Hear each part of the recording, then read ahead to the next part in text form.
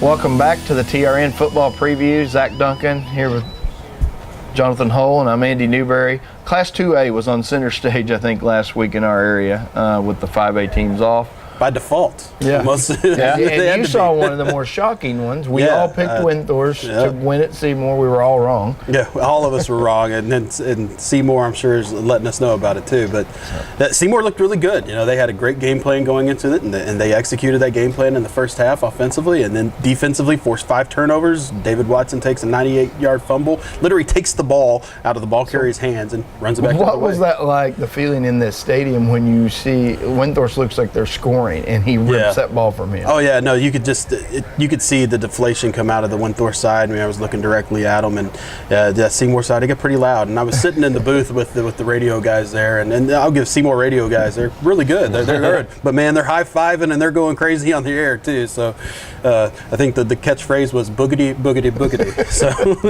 but it was a good time. It was a really good game. I think teams like Seymour and Petrolia are obviously better, and I mean, against good teams, they can win those games, especially if that turnover margin is like it is. And Petrolia looked really good against Chico. I don't think Chico is quite as good as Bells, but they came in, 3-0, and they're going to cause problems against Windthorst this week too. I mean, they have a lot of different speed guys, and Dane Williams is a really good quarterback. Yeah, Petrolia is, and their community's getting excited about this team. They had a new stadium, 131 points in 2 games at that stadium doesn't hurt. So we had Graham in a couple of tough games for our 4A teams, but Graham, we were kind of interested to see what they did with Argyle, and just kind of a rough game, it sounded like. Yeah, and they got a scare with Landry Turner, but you're hearing that's not too bad. Yeah, I don't know if he'll play this week, but they got the bye coming. I think he's going to be fine for district. A couple other scores that surprised me, Burke losing like they did to Bridgeport. We kind of thought that would be a pretty good game. Yeah, because I thought the Burke offense was, I figured it was well-oiled enough now they could score on almost anybody. Yeah, I think they didn't even have 100 total yards, which is pretty shocking considering what they'd done the first few games. And then Iowa Park had a home loss to Mineral Wells, which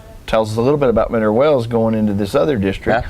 Yeah. Iowa Park was tied at half, and Coach Sims talked about how they are getting 500 yards, so you're excited about that. Yeah. But he said it's not good that you're having to get so many yards. He wished that the defense and special teams would give them some better field position, get some stops, get off the field.